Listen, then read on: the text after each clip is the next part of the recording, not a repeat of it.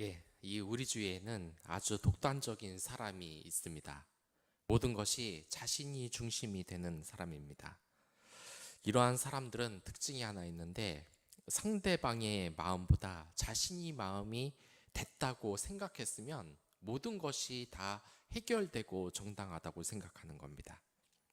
이러한 사람은 사과를 할 때에도 이러한 자세를 보입니다. 일단 자신이 실수를 했다고 해서 상대방이 화가 나 있는 상태면 가서 사과는 합니다. 그런데 상대방이 사과를 만약 받아주지 않는다. 그러면 이런 말을 합니다. 내가 잘못했는데 하지 않았냐? 그런데 왜 화를 안 푸고 자꾸 인상을 쓰냐? 하면서 또 시비를 거는 겁니다. 이게 올바로 하는 사과의 자세입니까?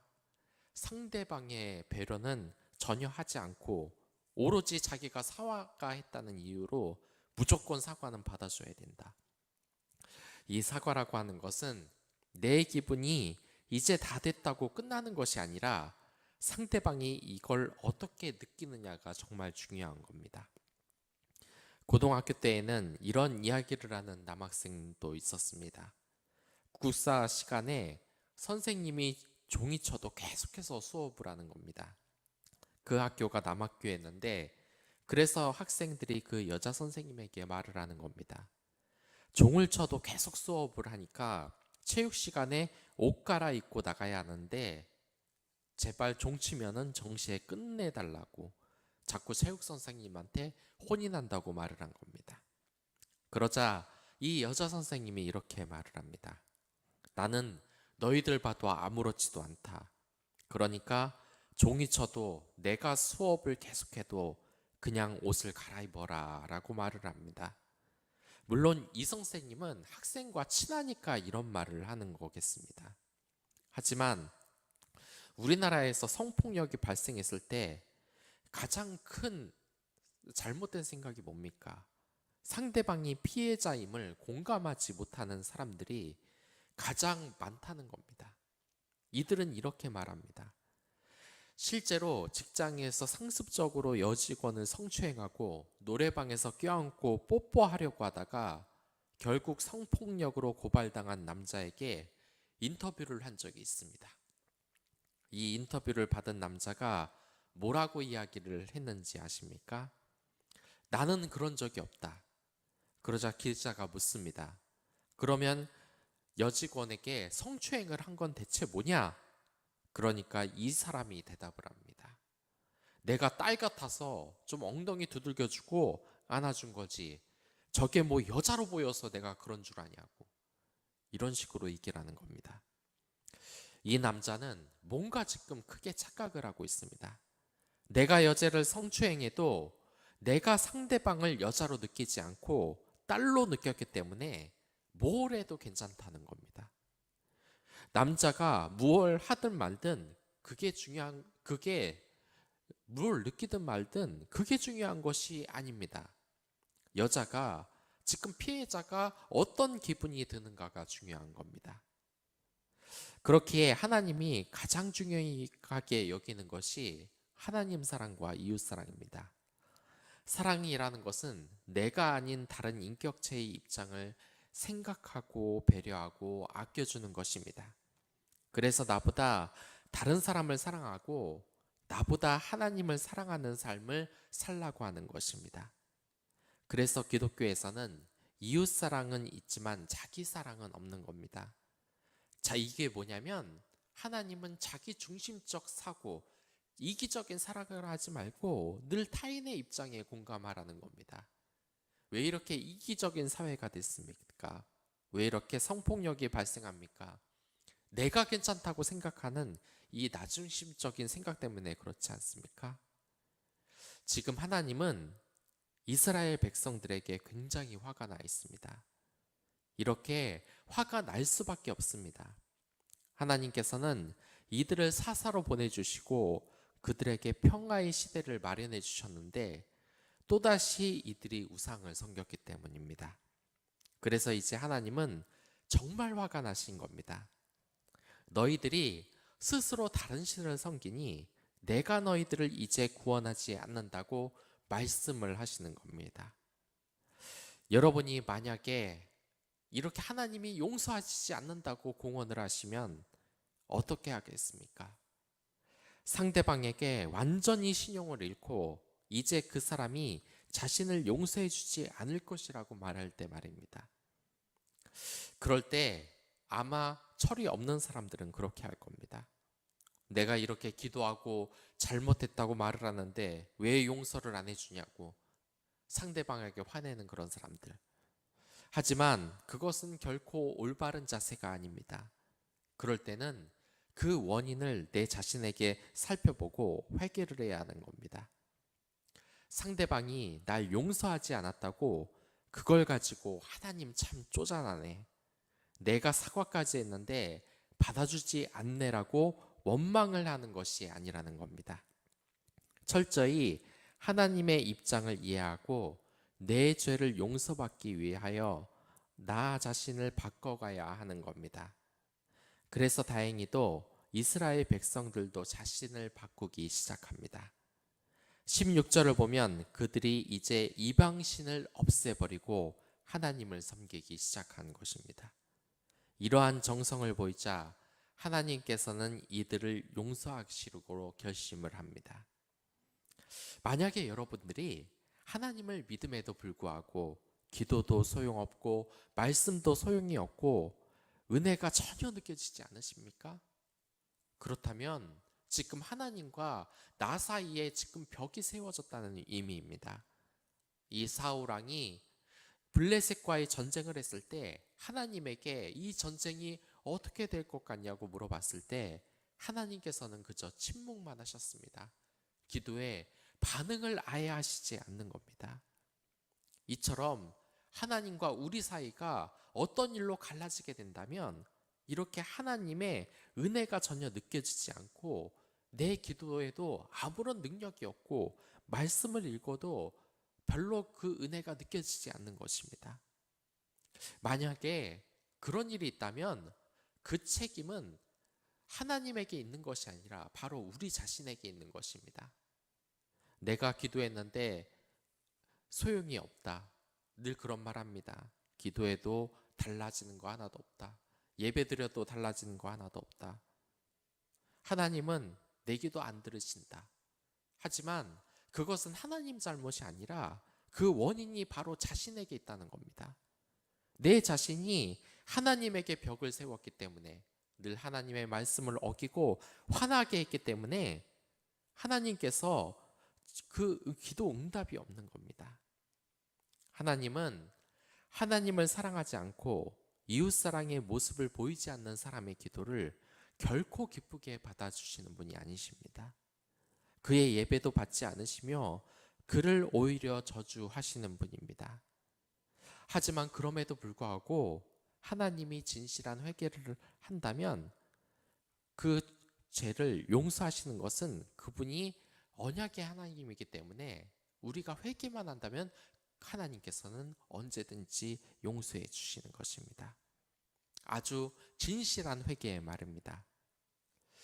이전에도 말씀을 드렸지만 결혼식을 할 때 아주 중요한 의식이 있습니다. 이 결혼식을 하면 많은 사람들에게 정말 축하를 받지 않습니까? 그리고 이제 결혼식이 시작이 됩니다. 그러면 한가운데 길이 나 있습니다. 이 길을 따라 신랑과 신부가 입장을 합니다. 그리고 결혼식이 시작이 됩니다. 모든 순서가 다 끝나고 이제 두 명은 서서히 퇴장을 합니다. 그때 많은 사람들의 갈채를 받으며 이 길을 서서히 나갑니다. 사람들은 막 이렇게 축복을 해줍니다. 여러분들, 이 길은 그냥 길이 아닙니다. 결혼식 때 신랑과 신부가 그 정중앙을 가로지르고 왔다 갔다 하는 것은 의미가 있는 겁니다. 창세기 15장을 보면 뭐라고 나와 있습니까? 15장 9절을 보면 하나님께서 자신을 위해 암소와 순양을 쪼개고 그 안에 불이 지나가지 않습니까? 그러면서 아브라함과 언약을 맺습니다. 이게 무슨 뜻이겠습니까? 이 아브라함에게 창대한 그 복을 주는 것, 하나님께서는 그렇게 우리에게 언약을 하셨고 우리는 하나님만 따르겠다고 언약을 하는 것입니다. 그래서 만약에 우리가 하나님의 축복을 받는 이 백성이 하나님에게 못할 짓을 한다, 하나님만을 섬기지 않는다면 몸이 둘로 쪼개진다는 의미를 가지고 있는 것입니다. 이 결혼식도 마찬가지입니다. 신랑과 신부가 정말 모든 사람들의 축복을 받으며 정중앙에 있는 길을 걸어 나가는 것은 바로 이렇게 쪼개짐, 아브라함의 언약의 뜻과 같습니다. 이 결혼 사약을 지키지 않으면 몸이 둘로 쪼개진다는 의미를 가지고 있습니다. 이 사랑이 영원하다는 것을 서약을 했으니 내가 이 계약을 함부로 폐하면 내 몸이 둘로 쪼개진다는 의미를 가지고 있습니다. 하지만 이러한 어마어마한 서약을 해놓고 많은 부부들이 정말 어떻습니까? 그냥 너무 쉽게 이혼을 합니다. 상대방이 다 잘못했다고 이야기를 합니다. 요즘 이 TV를 보면 이렇게 성관념이 점점점 흔들리는 것을 볼 수 있습니다. 이 세상에 어느 누구도, 어느 누구라고 하긴 좀 그렇고, 대부분의 사람들이 이 결혼에 대해서, 결혼 후에 문제가 있다면 주저없이 이혼을 해도 된다고 이야기를 하고 있습니다. 하지만 이러한 이혼의 문제는 결코 쉽게 어길 수가 없는 것입니다. 그리고 이것이 우리에게 불리하게 작용하는 것이 아닙니다. 우리가 하나님과 이 언약을 했기 때문에 하나님은 어떻게든 이 백성을 계속해서 돌보려고 하십니다. 단, 이 백성이 제정신으로 돌아오고 하나님을 섬긴다는 이 언약을 지켰을 때 상호적인 언약이 지켜진다는 의미입니다. 그러고 보면 저나 여러분들 얼마나 인간적인 세상을 정말 생각을 많이 합니까? 하나님의 언약을 제대로 지키지 못할 때가 정말 얼마나 많습니까? 저희들이 정말 이 언약을 지키기 위해서 살고 있지만 정말 쉽지가 않습니다. 저도 수없이 하루를 살아가면서 사람들에게 자극을 받으면 화를 내고 싶고 하나님의 언약대로, 그리스도인대로 살기가 정말로 힘듭니다. 여러분들도 그렇지 않으십니까? 그렇기 때문에 하나님의 말씀에 더욱 의지를 하시기 바랍니다. 성령님의 능력으로 하나님께 이 세상의 그런 유혹과 그러한 핍박을 이길 수 있도록 여러분이 인도하시기 바랍니다. 여기 사사기를 보면 하나님께서는 이제 다시는 자신을 찾지 말라고 할 정도로 이 이스라엘 백성에게 완전히 질려버렸습니다. 내가 몇 번이나 회개를 하고 용서를 해줘도 너희들은 금방 우상을 섬기지 않느냐, 다시는 너는 나에게 부르짖지 말라고 지금 이야기를 하고 있는 것입니다. 그러나 이 이스라엘이 어떻게 했겠습니까? 그냥 포기하고 갔겠습니까? 다행히도 그렇지 않았습니다. 다행히 그렇지 않고 정말 하나님을 위해서 이 이방 신들을 다 제하여 버리고 오직 하나님만 진심으로 섬기면서 하나님께 또 용서를 받게 되는 것입니다. 여러분들, 이것이 바로 우리가 가져야 할 자세라는 것입니다. 하나님은 우리가 마음을 돌이키시면 그것을 알아주시는 것입니다.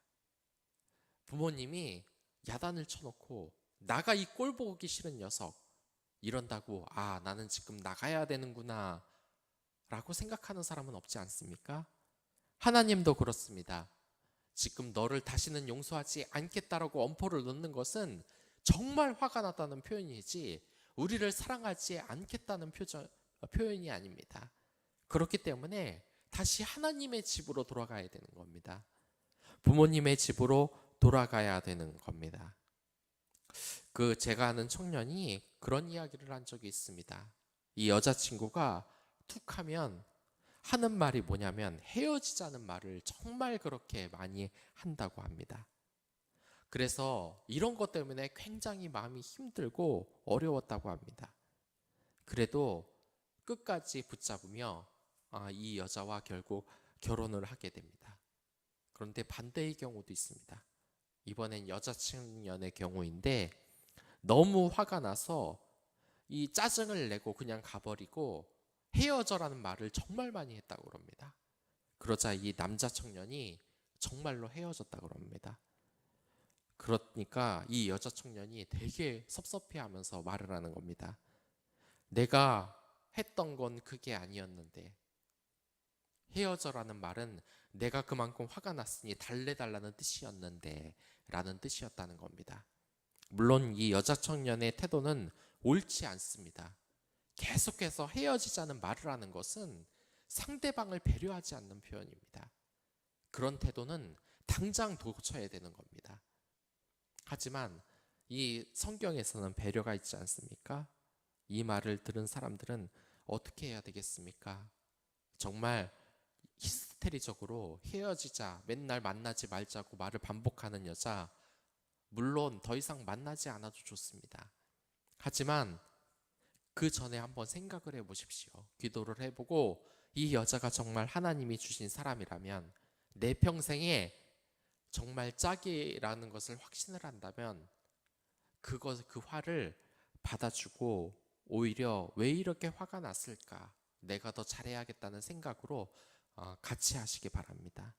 이미 결혼한 상태가 아니더라도 하나님의 언약에 맺어졌다고 생각을 하면 그 언약을 지키고 결혼까지 가야 하는 겁니다.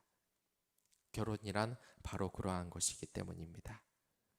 이 하나님과의 언약은 너무나 소중합니다. 그 언약이 중간중간에 위기를 맞을 때가 있습니다.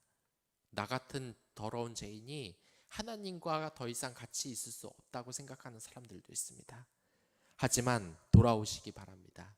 하나님은 언제나 여러분들을 받아들이실 그런 마음이 되셨습니다. 왜냐? 여러분들이 그분의 단 하나의 사랑하는 자녀이기 때문입니다. 언제나 하나님의 품에 돌아오시길 바라겠습니다. 그럼 다 같이 기도하도록 하겠습니다.